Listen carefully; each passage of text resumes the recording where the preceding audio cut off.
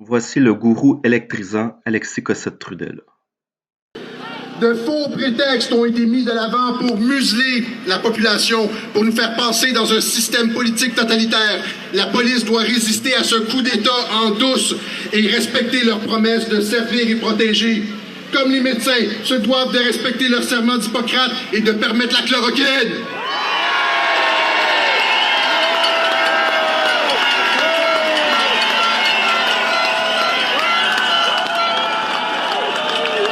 Y a-t-il encore des hommes d'honneur dans la police? On l'espère. Merci beaucoup.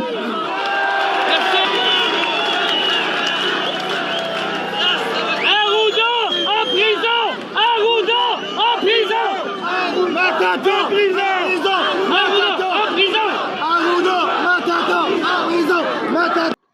Arruda, en prison. Alors, ce leader peut avoir l'air disjoncté comme ça, mais il est loin d'être isolé. Si on regarde par exemple sa chaîne YouTube, il dépasse les 100 000 abonnés.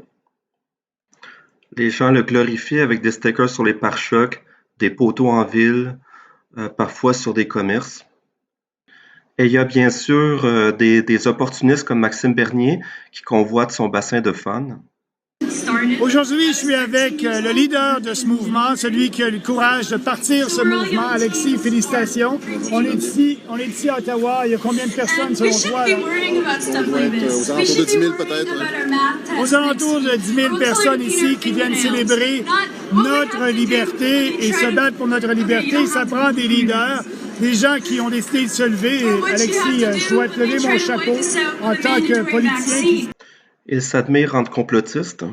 Belle initiative. Je veux vous remercier vous aussi parce que vous avez été le premier à dénoncer l'ONU et toutes ces institutions-là qui sont en train de nous gouverner présentement. Et c'est pour ça qu'on vous a appuyé lors de la dernière campagne, parce que vous avez vu justement qu'est-ce qui s'en venait avec l'ONU, ces tentatives-là d'enlever la souveraineté des États. Vous avez été un pionnier là-dessus. Bravo, vous aussi. On va continuer. Merci.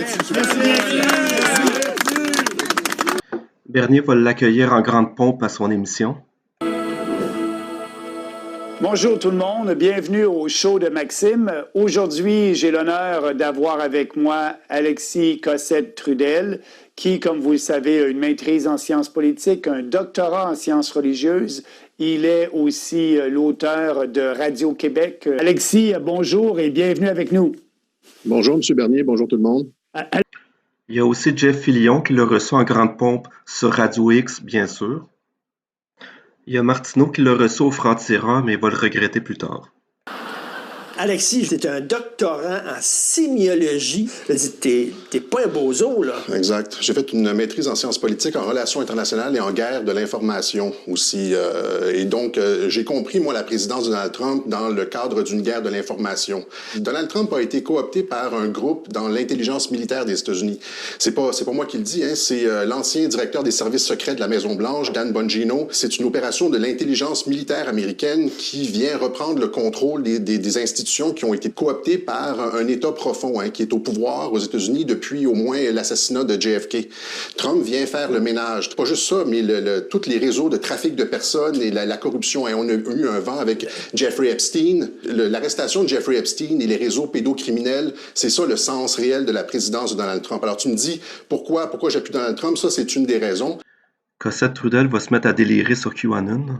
Médias qui sont contrôlés par l'État profond. OK, mais ça, c'est la théorie du complot solide. C'est pas la théorie du complot. Tu as des sommités qui l'expliquent ouvertement. Et c'est ce que les partisans de Donald Trump aux États-Unis savent. Toi, tu crois que c'est les militaires qui ont mis Trump en place pour faire le ménage? Qu'est-ce que Trump a fait? La première chose que Trump a fait quand il a été élu, c'est qu'il s'est entouré de militaires. Son appui le plus fort, c'est le général Mike Flynn, qui a tweeté là-dessus sur l'État profond, sur les réseaux pédocriminels. Et qu'est-ce que Julian Assange a fait durant la campagne électorale, Richard? Il a rendu public les courriels de John Podesta, que la haute administration du Parti démocrate était impliquée dans des histoires de rituels sataniques. Ce sont les propres courriels de John Podesta. Est-ce que vous êtes d'accord avec cette théorie-là? Je veux juste vous dire, franchement, je suis plus certain si je veux participer, si ça se déroule de cette manière-là. C'est-à-dire? Cossette-Trudel est vraiment sérieux quand il dit que le monde est dominé par les sataniques. On va écouter des extraits de cette émission. Édition spéciale.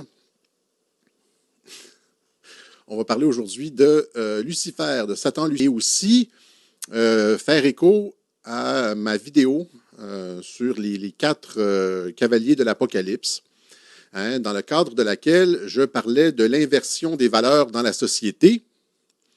J'expliquais que non seulement toutes les valeurs étaient inversées dans la société, mais que les institutions aussi étaient corrompues. Et là, on va voir aujourd'hui, on va aller peut-être un petit peu plus en profondeur dans l'inversion des valeurs et l'inversion des institutions. On va aller à la source de tout ça. Ce qu'il va présenter, c'est une thèse décliniste, c'est-à-dire que l'Occident serait dans une déchéance morale de siècle en siècle à cause de l'immigration, les LGBTQ+, qui prennent de plus en plus de place. Lui, ça le fait capoter. Puis, il va prétendre pouvoir réfuter Martineau ici. C'est caviardé un peu, là, mais le dossier est rendu public. Et donc, Martineau pourrait y aller, se rendre compte que la CIA a été impliquée dans une histoire de rituel satanique. Hein, je ne vais pas aller dans les détails. Pour lui, il y aurait un lien entre le mouvement de la fierté et le sacrifice d'enfants. Donc, sacrifice d'enfants, on trouve ça partout. Et là, après ça, faites les liens avec ce qu'on nous vend à la télévision, hein? C'est-à-dire la normalisation de Lucifer, mais aussi la normalisation de la destruction de l'enfance. Hein? On s'insurge ici à Radio-Québec avec une certaine mouvance, un certain noyau au sein du mouvement LGBTQ qui est dans une logique mortifère pour la civilisation. J'ai dit, ils ont l'air de monstres et on essaie de détruire la psychologie de l'enfant, la construction, l'identité sexuelle. Ça va avec un ensemble de mesures où est-ce qu'il faut élever les enfants sans genre, hein, où est-ce que maintenant les certificats de naissance, les parents ne souhaitent pas inscrire le genre sur le certificat de naissance parce que c'est imposer le genre à l'enfant. On est dans une société crackpot d'inversion des valeurs et en plus des sacrifices d'enfants, il y a le sacrifice de l'enfance. Il y a les sacrifices d'enfants chez les élites, puis il y a le sacrifice de l'enfance. Et là, je vous montre encore un autre extrait des trucs qu'on voit à la télévision qui nous sont poussés dans la gorge. Je trouve ça absolument scandaleux que hein? Et quand on réagit, comme je réagis sainement, là, quand on se fâche un peu, on est accusé d'être des haineux, etc. La sexualisation des enfants, la destruction de l'enfance, le sacrifice de l'enfance, etc. Okay?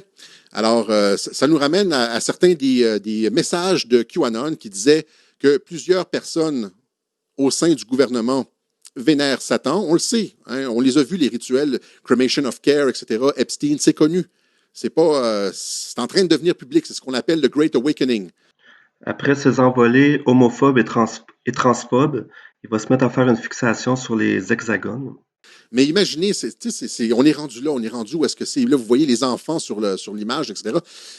Et tout ça, donc, Saturne qui consomme ses enfants, les Saturnales, Cremation of Care, etc., ça nous amène à Saturne. La planète elle-même, Saturne.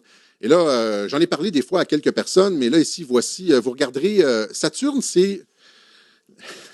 Il y a une anomalie sur Saturne. Il y a un hexagone parfait au pôle nord de Saturne. Hein, vous voyez 6, 6, 6. Donc, 6 pointes, 6 triangles, à 60 degrés chacun. Un triangle comme ça, là, c'est 60 degrés, 60 degrés, 60 degrés, c'est 6, 6, 6. Là, il y en a 6, donc c'est ça, c'est 6, 6, 6, 6, 6. On trouve ça un peu partout, notamment dans le mouvement LGBT, je pense les lesbiennes, et aussi, les bisexuels se font tatouer des triangles comme ça pour dire qu'ils sont aux femmes ou qu'ils sont bisexuels, etc. Donc, il va trouver le moyen de connecter ça à Richard Martineau pour se venger. Qu'est-ce que ça donne, le cube noir? Le cube noir, c'est ça. Hein, on le retrouve partout sur plein de symboles maintenant, les 6 côtés, dont Desjardins. On le retrouve aussi partout comme ça, un peu partout dans le monde, le cube noir.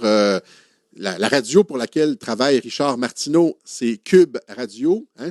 Et ici, ils disent, Cube, c'est comme pour Québec, ils disent, mais regardez, c'est un cube. Allô, Pelado? Un petit saut à Rockefeller. Prométhée, vous le voyez ici. Hein? Donc, les Rockefeller qui ont donné le terrain pour construire l'ONU, vous le voyez, Prométhée entouré de tous les drapeaux des nations. Et qu'est-ce que vous voyez aussi? Sur Prométhée, vous voyez un anneau. Parce que, et là, c'est un anneau, c'est c'est l'association avec Saturne. Saturne un autre nom de Saturne qui est le Seigneur des Anneaux. Donc, un anneau pour les contrôler tous. Hein, nouvel ordre mondial, etc. Donc, j'imagine que dans son histoire, c'est Donald Trump qui incarne Frodon Sacquet. On va passer maintenant à la conclusion. En tout cas, on est conscient de certaines choses. L'humanité se réveille. Il y a 100 ans, personne n'était conscient de tout ça. Maintenant, ça commence à se répandre. C'est ce que QAnon appelle « The Great Awakening ». Les gens commencent à se réveiller et on commence à comprendre qui nous dirige et dans quoi ils sont impliqués. C'est donc lui, le fameux gourou des anti-masques, qui pense que le monde est dominé par une élite satanique sous l'égide de Lucifer. Puis, il repose ses thèses sur un vieux fond transphobe, homophobe, comme je vous l'ai montré. Puis, des gens comme Maxime Bernier, Jeff Fillion vont lui donner des tribunes. J'espère que ma vidéo aura contribué à présenter son vrai visage. Merci.